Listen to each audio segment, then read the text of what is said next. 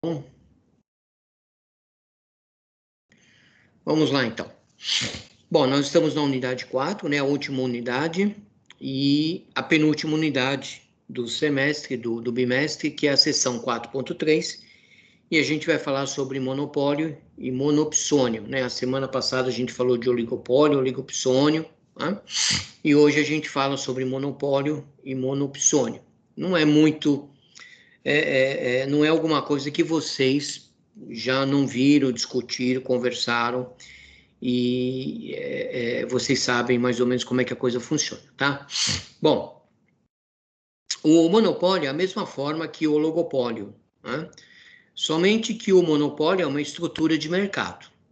Enquanto no primeiro existem pelo menos duas organizações atuando, no monopólio existe apenas uma empresa que domina um determinado mercado. Por isso o nome mono. Mono significa um, né?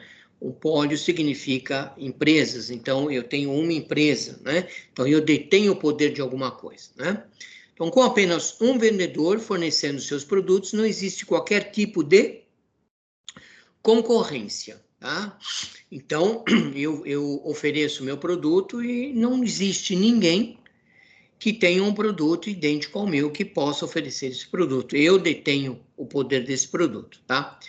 Na condição de monopólio, a condição de monopólio ela é bastante rara, pois existem formas de inibir essa situação. No Brasil, por exemplo, o Conselho Administrativo de Defesa Econômica, o CAD, tem como objetivo investigar e decidir sobre esse tipo de assunto.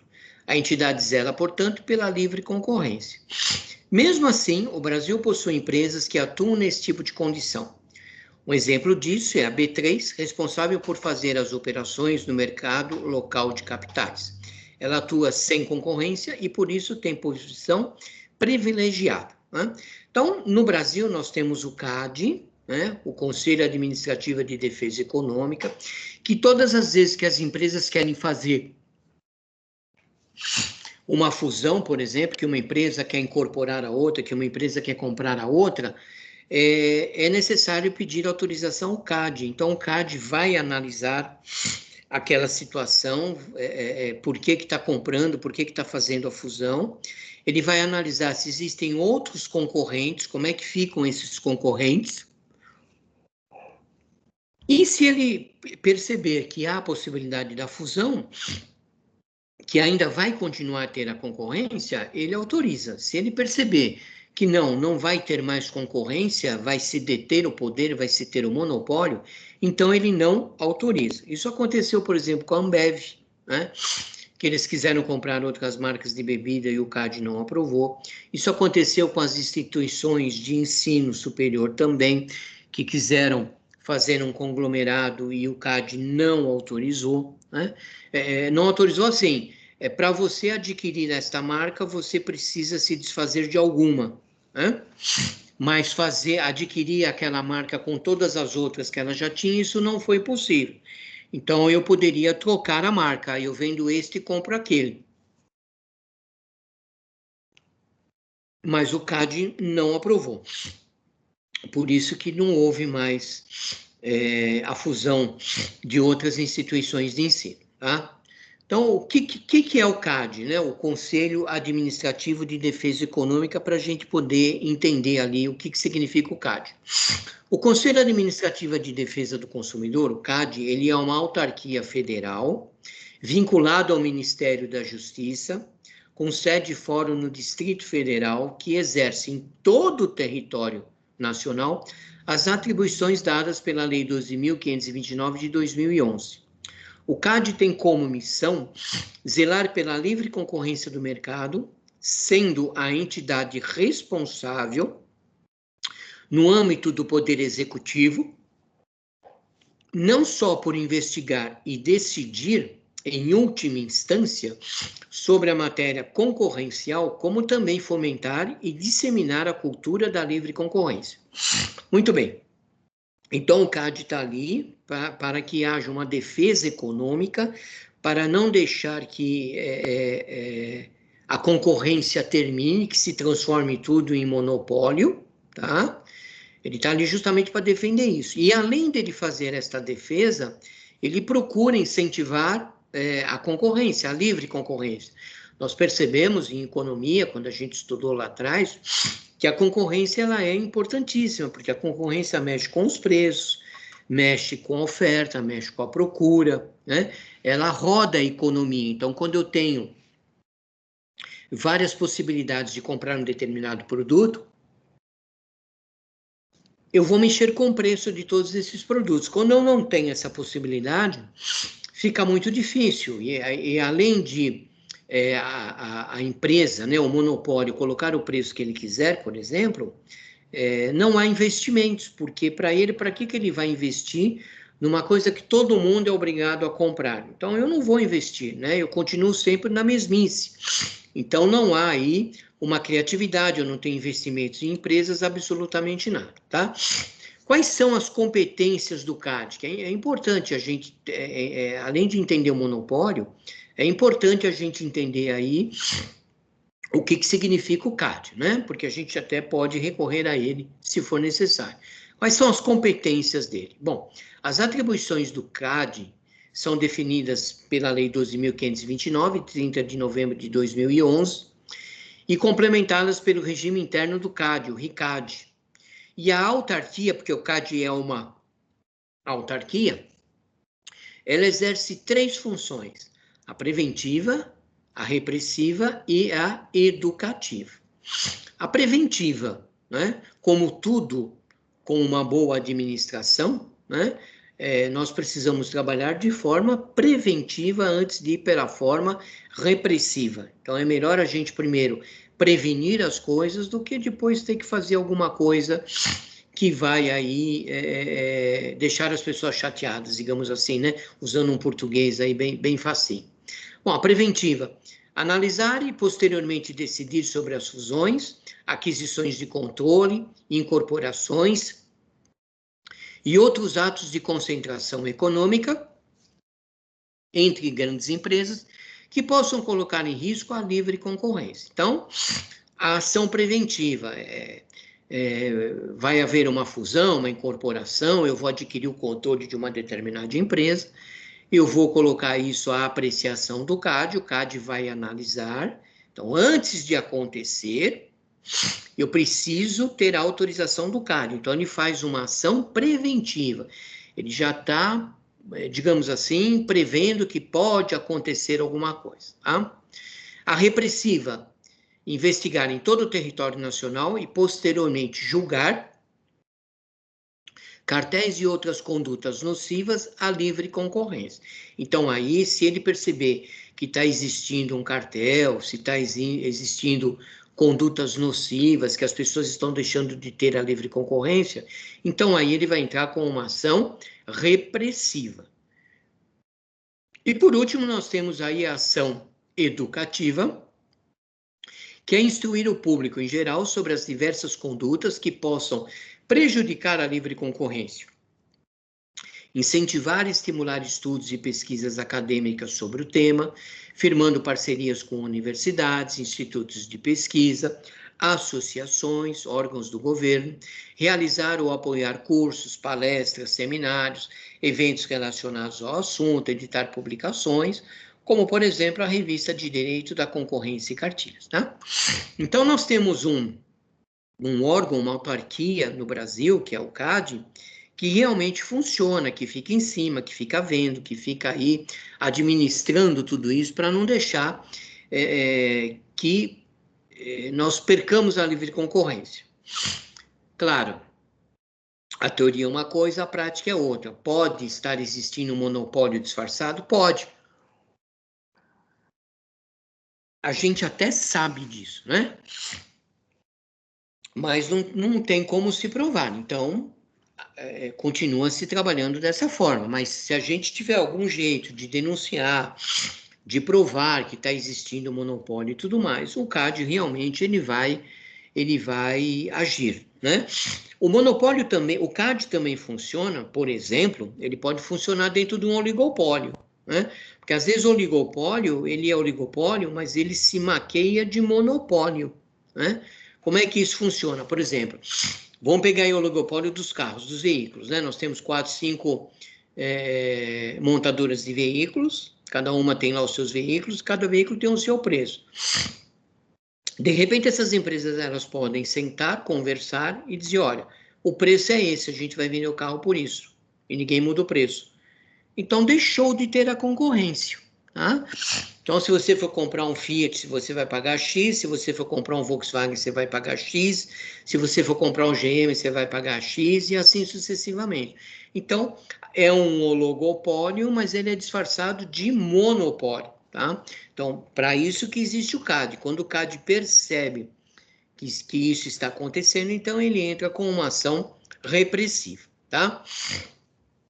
Nós também falamos ali do B3, né? No primeiro slide aqui, a gente fala aqui que o Brasil possui empresas que atuam nesse tipo de condição. Um exemplo disso é a B3, né?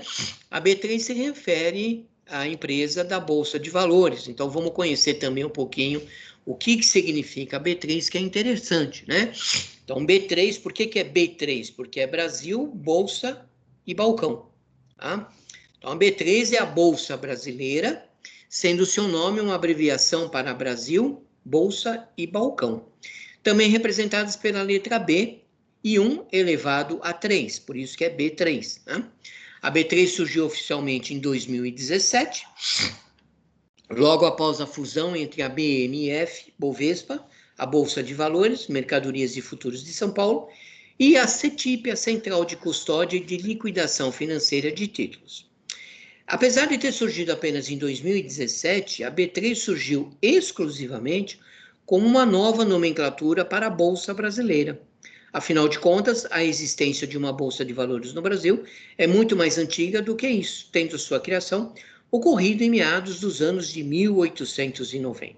Então, a B3 ela não é uma nova Bolsa de Valores, né? A B3 ela é uma bolsa brasileira, uma bolsa menor, digamos assim, né?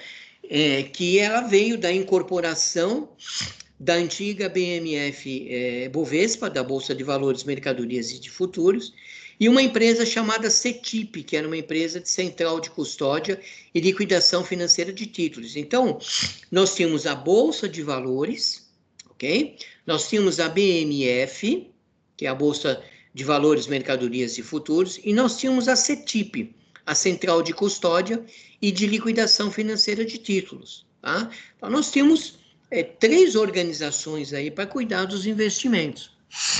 Primeiramente, juntou-se a BMF junto com a CETIP, tá? E depois resolveu-se incluir também a Bolsa Brasileira, a Bolsa de Valores. Então, ficou Brasil, Bolsa e Balcão. E para generalizar tudo isso, ficou aí a B3. Por isso que muitas vezes agora a gente vê, né, a negociação na B3, né, segundo a B3, porque é justamente a abreviatura da Bolsa de Valores do Brasil. Tá? Muito bem. Como é que ficam os lucros e os prejuízos com o monopólio? Bom, de uma forma geral, o monopólio não favorece os consumidores, claro, né? Esse é o primeiro ponto. Eu tenho monopólio de alguma coisa, eu vou colocar o preço que eu achar que eu tenho que colocar, eu vou vender por quanto eu vou achar de vender, e eu não estou me preocupando com o consumidor. Por quê? Porque obrigatoriamente ele necessita comprar de mim. Esse produto só eu vendo. Não adianta ele buscar em outro lugar que ele não consegue, tá? É que uma empresa monopolista pode cobrar por determinado produto o valor que bem desejar. Não havendo concorrência, ou então um produto substituto, não resta outra opção para o consumidor senão pagar o valor pedido. Nós não temos saída. Com isso, a empresa é beneficiada com o monopólio, pois pode fixar preços e ampliar as suas margens de lucro. Essas empresas, por conta dessa vantagem competitiva, apresentam maiores indicadores de rentabilidade e também de lucro. Quem investe em empresas assim tem grandes chances de ter sucesso. Né? Bom, existe aí 2 tipos de monopólio e um deles é o monopólio natural, ok? Então, como é que funciona esse tipo de monopólio natural? O monopólio natural, ele está presente em boa parte das vidas das pessoas e são, no geral, bens públicos. Ainda ele difere do monopólio mais comum, visto como um malefício para a economia. E realmente é, né? Monopólio natural é uma forma de organização de mercado na qual os custos fixos são bastante elevados e os custos variáveis e os custos marginais são bastante reduzidos. Sendo assim, uma forma de garantir que esse serviço seja provido é através do controle do Estado, ou, como é mais comum nos países desenvolvidos, que os serviços sejam providos por companhias privadas, mas com alta regulação por parte do governo. Vamos dar um stop aqui, tá? Então, eu tenho monopólio natural, né? E nós somos obrigados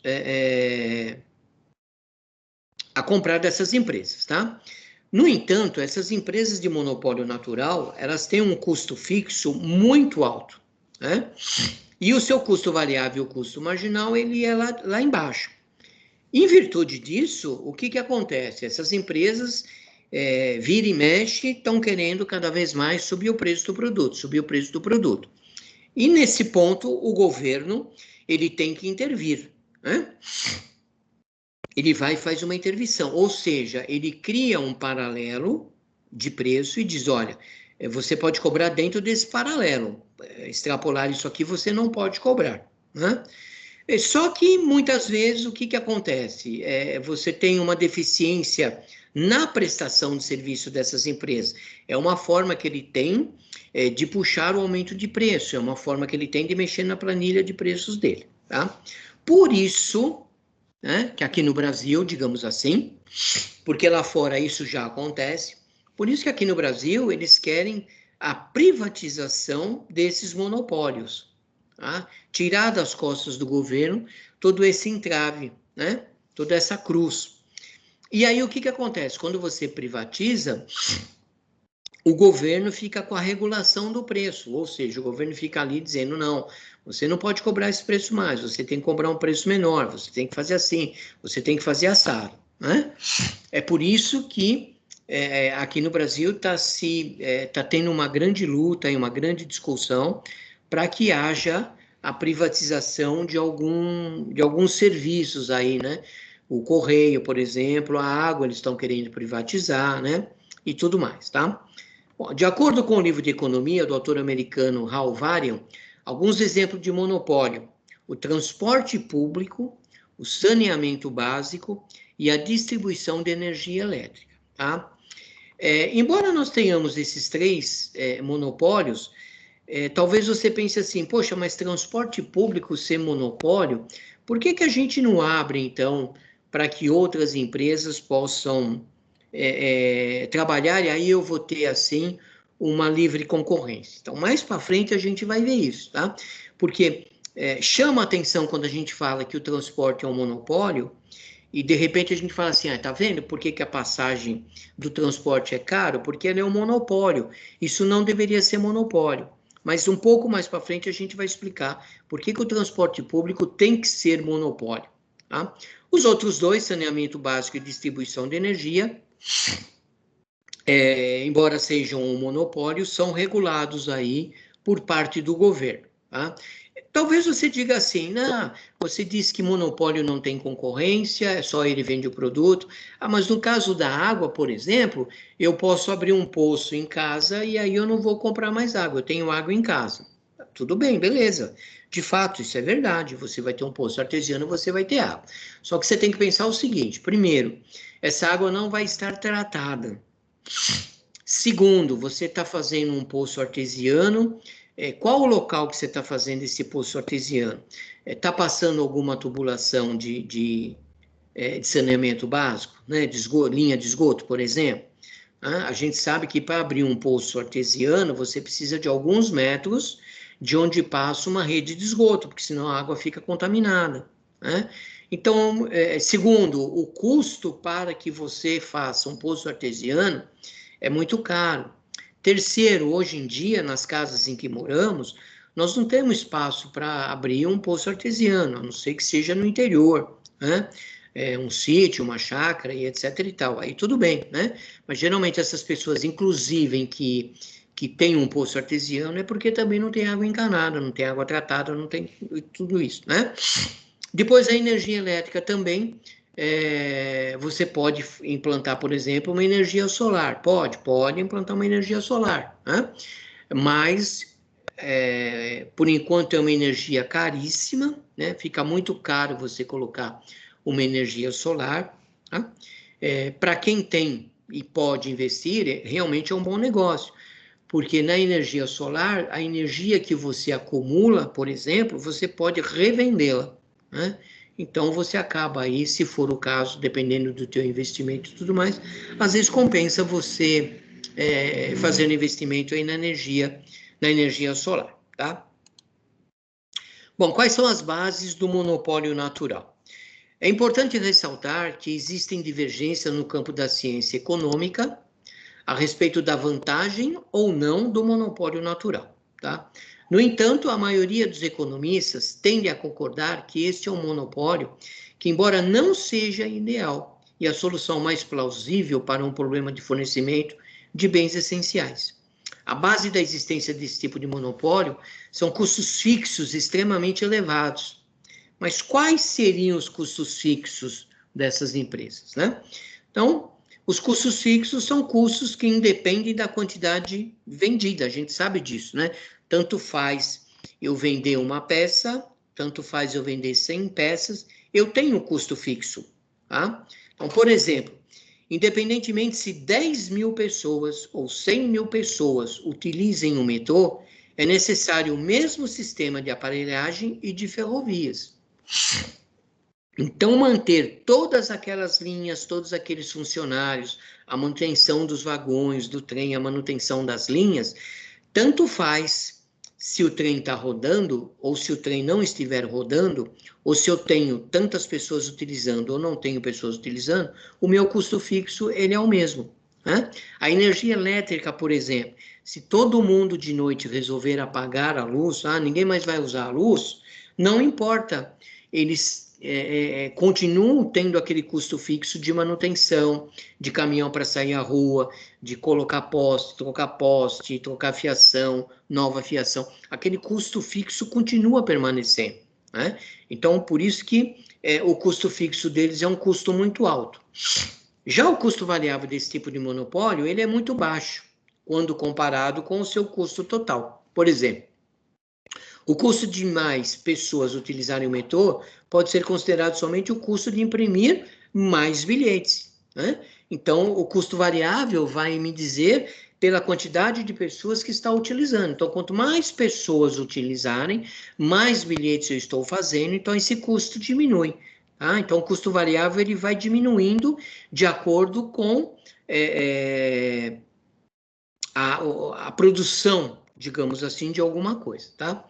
Em suma, um serviço de monopólio natural possui uma economia de escala muito grande. É necessário atender a um grande número de pessoas para que seja economicamente viável. Se várias pessoas competissem com este serviço, como ocorre na maioria da parte dos setores, os economistas afirmam que todas as empresas teriam prejuízo, já que nenhuma delas atingiria a escala mínima necessária, já que estariam tirando consumidores umas das outras. Por isso, entra em ação as agências reguladoras, de forma que só uma companhia opere o serviço. Assim, a população pode gozar desse serviço. Baseado nisso, a gente entende por que o transporte ele é um monopólio e é regulado pelo governo, né? Não adianta você ter, por exemplo, 10 empresas de transporte, porque uma empresa vai tirar passageiro da outra.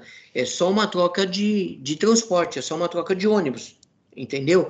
Então, por isso que o transporte ele é monopólio. Não adianta eu ter várias empresas. O que acontece é, por exemplo, São Bernardo existe uma empresa, talvez São Paulo exista outra, bom, desculpa, vamos supor, o ABC tem uma determinada empresa, São Paulo tem a outra, Campinas tem a outra, e assim sucessivamente, né? Mas dentro da cidade você percebe que é um monopólio, né? Não existe aí mais de uma empresa, é aquela empresa e pronto, acabou, é aquela empresa que faz a linha. Não adianta eu querer colocar mais empresas, porque as empresas vão acabar tendo prejuízo, né? Você pode perceber aí que entre ônibus e entre van, e as vans trabalham clandestinamente, né? Acaba sendo prejuízo, tanto para o passageiro quanto às vezes para a pessoa que está trabalhando ali, né? Porque trabalha horas a fio, né? Do nascer ao pôr do sol. Você vai apertado dentro da van, queira ou não queira, você acaba indo apertado dentro da van, né? A diferença de preço não é lá uma diferença assim que seja alguma coisa muito absurda, né? Às vezes a gente toma por uma questão de ser mais rápido, porque passou ali, é mais rápido e tal, eu vou, né? Mas a segurança também, não se tem assim muita segurança, né? Quer ver um outro exemplo? Por exemplo, é o ônibus para a Baixada Santista, né? Se você for ali no terminal rodoviário que fica ali no Jabaquara, você vê que ali tem diversas vans oferecendo serviço para a Baixada Santista, por um preço até mais razoável do que a passagem do ônibus. Até concordo. Mas quando você toma aquela van, é só por Deus, né? Jesus na causa, né? Eles vão numa velocidade muito superior à permitida, correndo o risco de sofrer um acidente, e aí por uma diferença aí irrisória, você pode até acabar perdendo a vida, né? Então, o que nos dá a garantia de tomar o transporte legal e tudo mais, né? Mesmo pagando, às vezes, um preço que a gente não concorde, né? É muito melhor do que você utilizar alguma coisa paralela, tá? Bom, o que é a agência reguladora? Porque a gente falou ali de uma agência reguladora, né? A agência reguladora é um órgão governamental que tem a finalidade de regular, né, fiscalizar a atividade de um determinado setor da economia. Ou seja, as agências reguladoras possuem o poder especial para legislar sobre como determinado mercado deve operar. Dessa forma, são esses órgãos que estabelecem de forma mais específica, né, os parâmetros mínimos de funcionamento das empresas de um determinado setor, né? No Brasil, por exemplo, existem as agências reguladoras para atuar em diversos segmentos. Dentre eles estão mercados de telecomunicação, saneamento, energia, aviação, saúde, transportes, bancos de investimento, entre outros. Então, essa agência reguladora, né, ela trabalha justamente fiscalizando aí, né, regulando esses setores para que o preço não suba além de um determinado permitido, tá? O que acontece na prática é outra história, tá? Não vamos entrar aqui no mérito disso e falar, mas o governo não olha, a água tem aumentado demais, a luz tem aumentado demais, etc. Então, aí é outra história que não vem ao caso aqui para a gente ficar discutindo, né? O que nós estamos vendo aqui, estamos discutindo, é que existe, né? O Brasil é um dos poucos países do mundo que tem coisa lá do consumidor, a lei do consumidor, né? Que você pode reclamar. O Brasil é o único país do mundo que você compra alguma coisa, se você não gostou, você vai na loja, você devolve e recebe seu dinheiro de volta. Isso não acontece lá fora, isso não acontece na Europa, tá? Eles não têm esse tipo de coisa. Lá você comprou, acabou, morreu o assunto, né? Aqui não, aqui nós temos a lei do consumidor, tal, que nos ajuda a fazer tudo isso. Também, eu também levo em consideração, porque o brasileiro é louco para dar jeitinho em todas as coisas, né? Por isso que nós temos a lei do consumidor aí, porque é louco para dar um nó na gente, né? Então, realmente precisa ter alguma coisa aí para que possa nos ajudar, para que possa regular, para que possa fiscalizar. Então, as agências reguladoras são justamente elas que ficam aí fiscalizando o preço que é cobrado. Então, todas as vezes que aumenta a água em excesso, por exemplo, né? Aumentou a luz em excesso, o combustível está aumentando demais, a energia, as telecomunicações, por exemplo, telefone e tal, o governo vai lá e, através da agência reguladora, né? Vai lá e vê o que está acontecendo e segura um pouco o preço e tudo mais, que é para poder a economia não ter aquele baque, tá? E quais são as principais funções aí da agência reguladora também, né? Bom, estudo e levantamento de dados sobre o mercado em questão. Então, ela está sempre estudando o mercado, como é que está se comportando o mercado, até para poder liberar preço, para estancar preço, né? Para determinar preços. Né? Elaboração de regras específicas para o setor regulado. Né? Então, olha, você precisa trabalhar dentro dessas bases aqui, né? Tem uma regra específica, né? Não pode sair fora dessa regra, tem que obedecer àquela regra. Né? Fiscalização, controle e punição sobre as empresas do setor em caso de descumprimento da regra. Né? Então, por exemplo, se é o que está acontecendo no Amapá agora lá, por exemplo, né? O pessoal está sem energia, não sabe onde foi parar o dinheiro dos investimentos, o que está acontecendo lá, e o governo deu um prazo para que a empresa, aliás, o prazo venceria hoje, né? Que eles deveriam até hoje estar com pelo menos, acho que 80%, 90% da energia restabelecida, né? Eu não sei o que está rolando no jornal agora, depois eu vou ver, e eles estavam sofrendo uma multa diária se não regularizassem essa situação lá no Amapá, no Macapá, né? Então, vocês veem que o problema lá está falta de investimentos, né? Então, todo o dinheiro que foi investido, onde foi parar todo esse dinheiro? E uma notícia que eu li agora recentemente, antes de vir para a aula, é de que o problema lá para ser resolvido precisa de investimentos, né? E quem vai pagar essa conta somos todos nós, né? Porque vai ter que aumentar a energia para poder pegar o dinheiro, para poder investir na energia elétrica lá do Macapá, e tudo isso tem que ser repartido para o resto do país para poder suportar lá, né? Então, veja, cadê o dinheiro? O que foi feito com isso? Onde é que estava isso? Bom, defesa de direitos do consumidor em relação às empresas, o que a gente acabou de falar, né? Que aqui nós temos determinados direitos e a lei nos favorece, né? A lei nos ajuda em relação a tudo isso. Então, se a gente se sentir aí prejudicado através de conta de telefonia, de água, de luz, de transporte público, enfim, nós temos onde recorrer para poder resolver o problema. Gestão dos contratos de concessão, quando a empresa presta um serviço público, e incentiva a concorrência e coibição de práticas monopolistas e anticoncorrenciais, né? Então, a agência reguladora, ela fica fiscalizando, ela fica regulando todas essas coisas de maneira que essas empresas não extrapolem o preço, não saia fora do preço, continuem oferecendo os serviços com qualidade, né? Que é o que realmente a gente precisa, porque realmente está pagando tudo isso, tá? E aí o oposto do monopólio natural, né? O oposto do monopólio, do monopólio é o chamado mercado competitivo, né? Então, quando você tem um mercado competitivo, você não tem o monopólio, né? Se nós estamos falando de mercado competitivo, é porque eu tenho ali algumas empresas onde eu tenho uma competitividade entre elas, tá? Ele apresenta as características exatamente opostas ao do monopólio. Portanto, os custos fixos são bastante baixos e não é necessário uma grande escala para competir. Nesse caso, a tendência é que haja um enorme número de vendedores ofertando o produto. Isto, por fim, é totalmente benéfico ao consumidor. Isso é óbvio, né? Quanto mais vendedores eu tiver, melhor para mim, né? Por isso que é um mercado competitivo e por isso que o custo fixo dele, ele é baixo. Por quê? Porque no mercado competitivo eu consigo competir, eu consigo vender, e quanto mais eu vender, né, menor fica sendo o meu custo fixo. Isso é claro, né?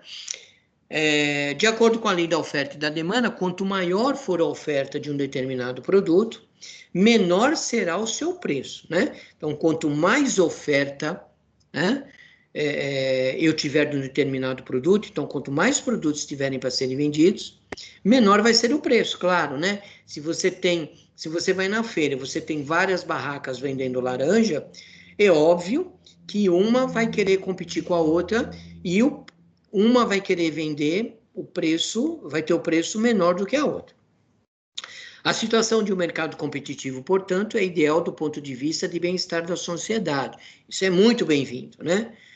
No entanto, é importante ressaltar que muitas vezes o monopólio natural se torna um mal necessário, pois com a tecnologia atual disponível, é improvável imaginar que várias empresas fossem capazes de competir pelo serviço de saneamento, por exemplo, né? No futuro, com o avanço da tecnologia e a redução cada vez mais rápida dos custos de produção, pode ser que o monopólio natural não seja mais necessário. Então, é o que eu falei lá do transporte, lá atrás, e também agora aqui no caso do saneamento, né? Nós não temos várias empresas cuidando de saneamento, né? Eu tenho uma empresa cuidando de saneamento, tá? Então, infelizmente, eu dependo desta empresa. Então, é ruim com ele, pior sem ele. Então, nesse caso, o monopólio natural, ele é necessário, né? Então, como diz o texto, como nós estamos vivendo um tempo aqui de tecnologia, né? As informações mais rápidas, a tecnologia, está havendo tecnologia em todos os pontos, em todas as situações, a tecnologia tem crescido, pode acontecer que lá na frente, o uso da tecnologia, por exemplo, pelo serviço de saneamento, seja utilizado. Isso vai fazer com que o custo fixo dela seja diminuído. Ou em outros setores, por exemplo, né? Pode ser que o custo seja diminuído. Tá? Vamos pegar o setor de energia elétrica aqui, por exemplo. Tá? O de água também, mas vamos pegar o de energia elétrica. Todo mês passa uma pessoa na sua casa, olha o relógio e marca lá os números e já imprime a conta para você e te dá a conta para você pagar, tá? Uma das formas de diminuir esse custo fixo, por exemplo, seria, primeiro, você, como aconteceu na pandemia e durante 2 meses, né? Eu pelo menos fiz isso, né? Eu não deixei acumular, eu fiz. Eu bati foto do meu relógio, né? Eu tinha baixado o aplicativo no meu celular, bati a foto do meu relógio, enviava a foto para a Enel, né? E depois eu imprimia a conta vinha por e-mail, eu imprimia e pagava a conta, né? Ao final de 2 meses, quando voltou de novo o rapaz da empresa de energia elétrica, voltou a anotar, então aí que foi conferido aquilo que eu fiz, né? Se tinha ou não diferença. E não tinha porque estava tudo certinho, tudo bonitinho, né? Então, essa é uma forma de você diminuir o seu custo fixo, né? De você bater a foto e enviar. Mas nós podemos ter algum tipo de problema aí no meio do caminho, que brasileiro é louco para dar jeitinho em alguma coisa, né? Vai bater foto do relógio do vizinho, vai bater foto, sei lá o que vai acontecer, que pode acontecer de haver um prejuízo, né? Mas com o advento da tecnologia, por exemplo, pode haver aí um sistema, né, de relógio que fica marcando, ligado à internet, por exemplo, né? Então, o relógio já vai marcando, já vai enviando as informações para a empresa de quanto você está consumindo por dia. Você também pode ir recebendo essa mesma informação e você já vai sabendo quanto você está gastando por dia, né? E depois te enviar a conta, por exemplo, por e-mail, pelo aplicativo, pelo WhatsApp, por SMS, enfim, existem várias formas. Então, é uma maneira de você diminuir aí o seu custo fixo, né? Então, a tecnologia, ela está aí justamente para isso, né? Eu estou falando isso para vocês, dei esse exemplo para vocês, porque alguns anos atrás, eu tive, em 2 anos diferentes, né? Eu tive grupos de TCC, quando o TCC era presencial, eu tive um grupo que desenvolveu justamente uma placa de computador acoplado ao relógio e que ele marcava o consumo de energia e depois transmitia isso pela internet. Nós tivemos um trabalho assim na faculdade. E num outro ano, nós tivemos também o mesmo desenvolvimento do trabalho, né? Só que para o relógio de água. Ele também marcava a quantidade de água e atualizava um software através de uma placa acoplada a todo aquele equipamento e também enviava o consumo de água. Então, você veja que a tecnologia ela vem para isso, ela vem para nos ajudar, né? E, claro, diminuindo o custo fixo, talvez o próprio valor do consumo também possa ser aí diminuído. Criatividade, ela está aí para ser usada. É possível isso acontecer? Sim, isso é possível acontecer, mas precisa-se de investimentos, né? Então, por isso que precisa ter muito de... Lembra que nós falamos a semana passada de oligopólio? Que é muito difícil você entrar no oligopólio porque você precisa ter dinheiro para bancar uma série de coisas. É mais ou menos isso, tá? Essa ideia, por exemplo, de você colocar a tecnologia para fazer a marcação do relógio de luz, por exemplo, né? É possível fazer isso? É possível. Eu consigo montar uma empresa para fazer isso? Claro, eu consigo. Mas eu preciso ter um investimento muito grande, né? Por isso que é difícil você entrar no oligopólio, né? Porque você precisa ter dinheiro para poder bater de frente com outras empresas, né? Por isso que é difícil você entrar no oligopólio, tá?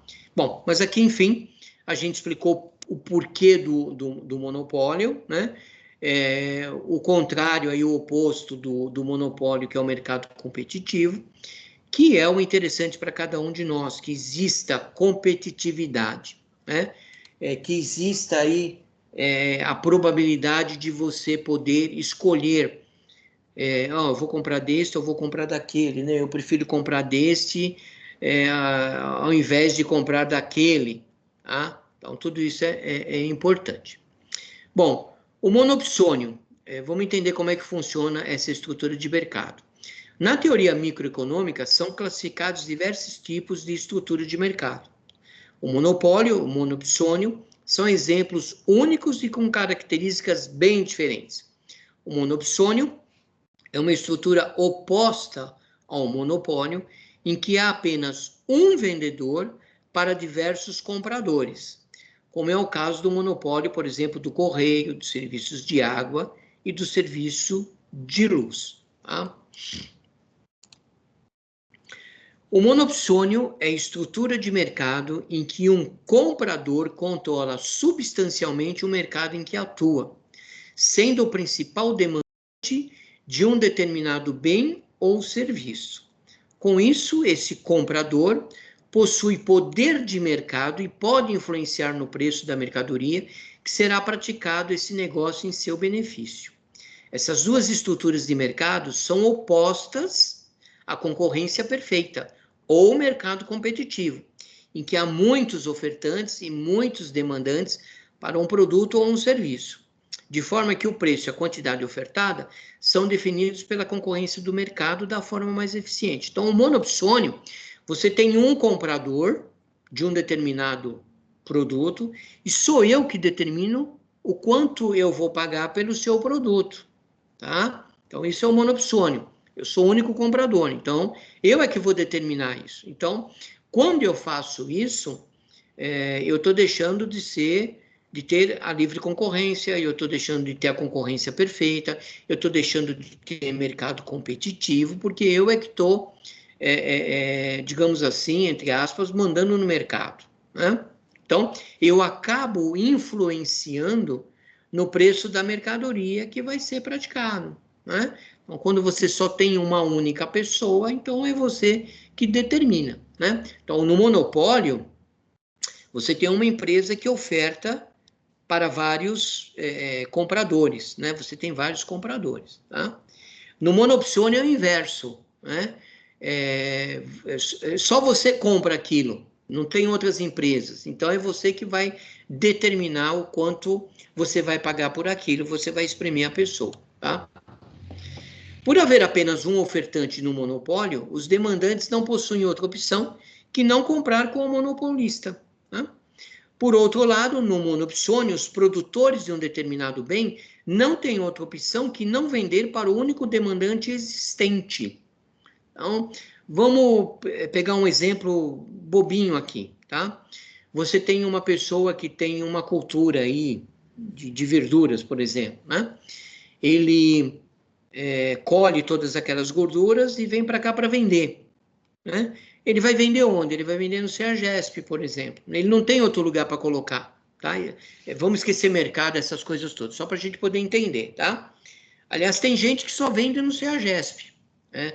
Ele não consegue entrar em outro lugar. um pequeno produtor, por exemplo, ele não vai conseguir entrar dentro do mercado, né?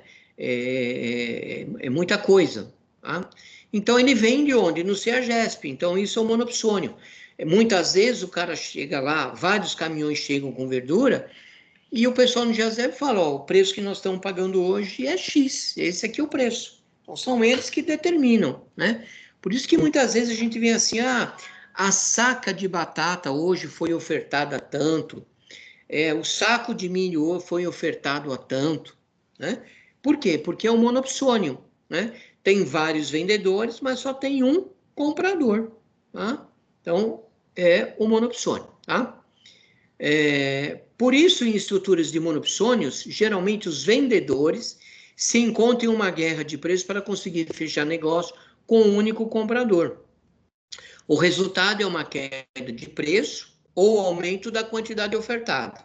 Em outras palavras, as empresas não conseguem comprar o preço desejado e ficam à mercê da proposta do comprador ou, basicamente, ficam sem mercado. Isso acontece muito com o milho, com a soja, né? Eles se veem numa situação que eu não tenho para quem vender, eu só tenho essa pessoa para vender. Por isso que muitas vezes, algumas vezes, por exemplo, o governo compra a produção, por exemplo, de soja, ele compra a produção de milho, porque ele percebe que aquela safra, né, o preço que está sendo oferecido no mercado é um preço muito irrisório, o produtor não vai conseguir suportar todos os seus custos, então ele compra essa produção, né, a um preço um pouco mais acessível, tá? Para que o produtor possa ter aí um pouco de lucro e continuar produzindo, né? Por outro lado, por exemplo, outras culturas, como a cana-de-açúcar, né? Teve gente que deixou de plantar cana-de-açúcar porque não conseguia suportar o preço que a usina pagava para poder vender, para fazer álcool, né? A produção do álcool. Então, do etanol, né? Desculpa. Então, acabou mudando a cultura. Em outros períodos, por exemplo, a pessoa plantava soja, milho, deixou de plantar essa cultura para plantar a cana-de-açúcar, porque o preço estava bom por causa do etanol, era entre safra, tal, aquela coisa toda, percebe? Então, o mercado ele vai aí mexendo com um, mexendo com o outro, indo para cima, indo para baixo, para poder fazer com que essa roda da economia ela acabe girando. Por isso que precisa da intervenção do governo, por isso que precisam da agência reguladora, por isso que precisa do CAD, né? Então, hoje, quando a gente assistir alguma reportagem de alguma coisa em que a gente vê que o governo... o ministro da Economia veio e falou, precisa ser feito isso assim, precisa ser feito isso assim. Então, agora a gente consegue entender um pouquinho, né? Porque a economia ela é vasta, né? Tem muita coisa por trás disso. A gente está vendo só uma introdução aqui, digamos assim, né? Vale a pena, se você gostar do assunto, você estudar, se aprofundar, entender tudo isso, né? E mesmo assim, quando a gente assistir agora alguma reportagem, a gente vai entender um pouquinho melhor. Talvez hoje a gente consiga entender, agora eu estou entendendo porque que o governo quer privatizar tal... nossa, me fugiu, tal segmento. Agora eu estou entendendo por que quer, né? Só que nós temos um grande problema aqui no nosso país, né?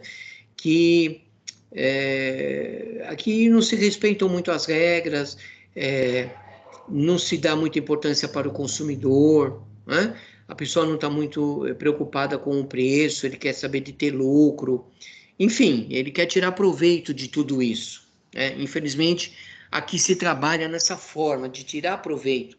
Não estou preocupado com se o meu produto tem qualidade, se não tem, se é assim ou se é assado, eu quero ter lucro, né? Por isso que é muito perigoso aqui para nós a privatização de alguns setores, de alguns segmentos, porque aí a gente vai ficar na mão de uma determinada pessoa e essa pessoa pode cobrar basicamente quanto quiser, né?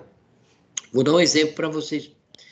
O pedágio na Via Anchieta é o pedágio mais caro do Brasil, né? O da Via Anchieta. Você paga aí quase R$27 o pedágio está, né? Tá caríssimo.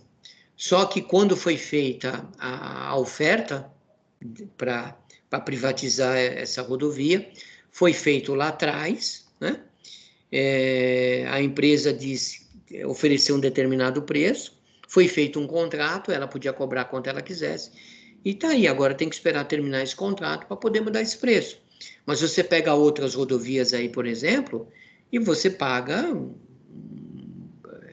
1/10 do que você está pagando aqui, né? E você roda muito mais, né? Por exemplo, para mim ir para a praia, eu estou a 20 minutos, né? Da praia, e eu pago R$ 27, ao passo que tem rodovia aí que eu rodo 1 hora e vou pagar no máximo R$ 12, né? Dependendo da rodovia. Eu vou rodar 200 quilômetros, 200 e poucos quilômetros, né? Aqui eu rodo 100 quilômetros e pago 30 e poucos reais, porque é 27 para ir, mais 7 para voltar. Tá? Então, veja. Então, não dá 200 quilômetros, né? Então, muito caro mesmo. Alguns exemplos aqui de monopsônio, né? No Brasil, um deles, por exemplo, é a Petrobras, no mercado de gás natural. A Petrobras é uma empresa que pode comprar o gás natural do gasoduto Brasil-Bolívia e revender no Brasil. Mas, em geral, o monopsônio configura um grande poder de mercado ao comprador que acaba com a competitividade. Por isso, ele é combatido pelo órgão de defesa econômica. No Brasil, o Conselho Administrativo de Defesa Econômica. O mercado onde o monopsônio é mais comum é no mercado de trabalho. Empresas muito grandes de um setor podem vir a ser as únicas empregadoras de uma mão de obra específica desse mercado. Assim, os trabalhadores desse setor não possuem outra escolha que não aceitar qualquer condição de trabalho dessa empresa, se querem trabalhar nesse ramo, o que resulta em salários baixos para os funcionários. Então, o Correio, por exemplo, é um exemplo desse, né? Você quer ser carteiro? Vai, é tua vontade de ser carteiro? Tá bom, então você vai ser carteiro. Só que para trabalhar no Correio, você vai ganhar aquele valor. Não tem outra saída. Por exemplo, aqui no caso da Petrobras, tem engenheiros que se formam, né? Estudam, se formam, fazem especialização, doutorado, mestrado, etc. e tal, porque quer trabalhar numa plataforma de petróleo, por exemplo. Né? Então, vai chegar lá e a Petrobras vai falar, para você trabalhar, eu vou te pagar X. Não, mas eu fiz especialização, eu falo 10 línguas, tenho 15 cursos, tenho não sei o quê. Não, o salário é esse. Você quer, você não quer, você não quer. Né? Então, é muito ruim, dependendo do setor, né? Se você quiser trabalhar naquele setor, você vai ter que ganhar realmente aquele valor que a empresa está te oferecendo. Um exemplo também é a indústria de tecnologia. Existem poucas empresas de porte grande que demandam por um determinado serviço de engenharia de software. Esses engenheiros, por sua vez, só têm a essas empresas como mercado de trabalho e precisam aceitar as condições propostas. Por fim, a estrutura de monopsônio garante ao comprador uma enorme vantagem no mercado por poder influenciar diretamente nos preços que serão praticados. Dessa forma, prejudica os vendedores que precisam competir por preços para continuarem no mercado. Opa! Só um minutinho.